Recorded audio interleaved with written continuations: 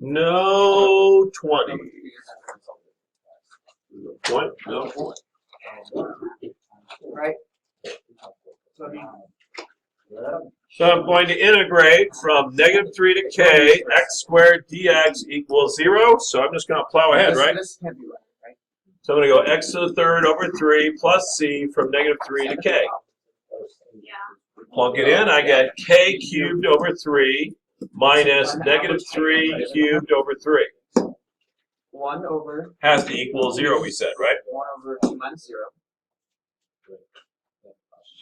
1 over 2. Integral from 0 to 2 of the function. So, k cubed over 3 plus 27 over 3 equals 0. That's the definition of That's find the interesting. average value over a set of average value. Is there a list of choices? The generic form is 1 over 3 minus a Okay. integral. All right, so far so good. Move that to the other side if I want to. Cancel out the 3's. I got k cubed equals negative 27. K equals negative 3. 1 over a minus b integral.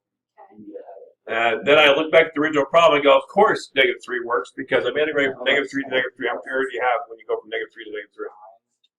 0, because you're not going anywhere. So there'd be 0 right there. Either way. Or Now, whether or not a 3 would work was worth integrating anyway, just to make sure, but that's kind of odd. If you ever get an answer that's plus or minus, you just, and there's no, you just go to plus. No, you go plus or minus. But if you get your answer plus or minus, and I find the answer, you just have a plus. Odds are you missed something. For example, they'll oftentimes have a situation where they give you a constant. The constant always removes the plus or minus. Okay. One way or the other, it's going to remove it. It's going to make it a minus, it's going to make it a plus, but it will not allow both. Because the reason why you have plus or minus is because you have not a function. It's something that looks like this, right? And if that's what it looks like, if you're either following this one or you're following that one. And so when you do that, when you put the constant, you figure out which one you're following, and it determines whether it's minus or plus. Mr. Is it okay if I use the back of the page? What is it we're going to use it for? So the freaking thing. Oh yeah, absolutely. You're not gonna We're freaking turning No. those I only into, did half. right? Yes, train those in. Okay, Hannah's next.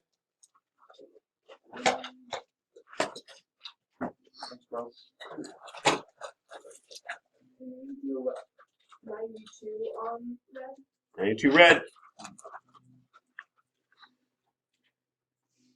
92 red. My calculator is so slow. 92 red. F prime of x equals sine x to the third from 0 to 2, right? And what value does f have a maximum value over the closed interval from 0 to 2? So this is the derivative already. So we said equal to 0. So I said equal to 0. Now, you have a calculator at your desk, right? So you'd probably use the 0 function. You could solve this directly. You could say, where does it give you 0? Take the cube root of that. But you could also throw this in your calculator equals and make it do it. So get on it. You're going to put in your graphing section y equals sine parentheses x cubed in parentheses. You're going to double check to make sure you're in radians. You shut up. But he has graded? No. Shut up. It's been graded. Was it hard? And yes? Okay. Did you really? Okay, so where are the zeros? Oh, so you graphed it. Now you're going to go ahead and go G solve. Yeah. And you find zeros, or roots, in your case, it might say. Because we both don't know. And then it'll just wait a little bit and tell you where the roots are. So H equals 0, Y equals 0. Okay, so there's 1 at 0. Once again, Yeah. right arrow. Pretty clutch. And it should have the little block in the upper right corner saying it's thinking. I think it was a 4. Okay, 5.646. 5.646, that's way out of bounds. Yeah. Really? No, his calculator. They didn't give you one in the middle? I'm talking about the calculator. I'm a little disturbed by that. But all right. Oh no, that one. That was. All right. Just give me 0 Wait, and you 5. actually took the Because I thought it was 0 because I know Yes. that sine of 0 Mhm. 0 cubed That's actually very But true. I also wanted a maximum value. There is an option, by the way. A. Yeah, Ryan was. Oh, yeah, I thought it was A, but then the answer wasn't It is an A. I am most disturbed by what you just did, so let me see if I can. I'm going to double check you. A. Okay. So I'm going to hit graph. How do you see if it's making or not? Because I always just do sign Delete. and see if it's what Okay. I'm When you go to, there should be a setup above your menu, Yeah. and that should tell you when you list it. So I'm going to go sign, parentheses, x, up caret 3, end parentheses, equals, and ask it to draw it. It's supposed to be in degrees all the time. It's supposed to be in radians all the time. Anything other than radians is a mistake. Oh, goodness. Okay. It's not good. Okay, wait, I want to wait, window. Window, I'm going to go negative 0.1 to 2.1, and then that's fine. Sign 90 doesn't get the one now. Right, it shouldn't. Oh, okay. I always think that it should.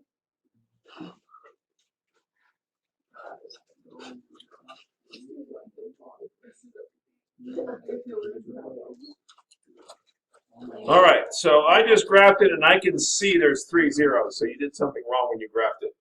So try it again. Yeah, okay, well, that's what just happened, so now you got to do it in radians. I'm going to go ahead and hit G solve and get the roots. I've got 1 at 0. Oops. Okay, that looks way more. Wait, Way sine more 90 scary. doesn't equal 1? What? Huh? What? You just said sine 90 doesn't equal 1. Right. She's in radians now. She's finally fixed the problem. I found it now. 90 radians does not give you 1. Is the answer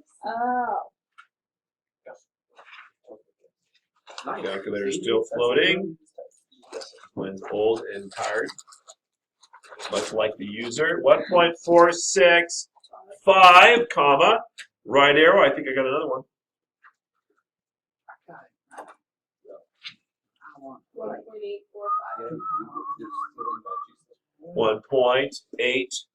1.845. So now those are my choices. Oh, I also got to check 2, don't I? All right, so now here's the problem. I have only the derivative, right?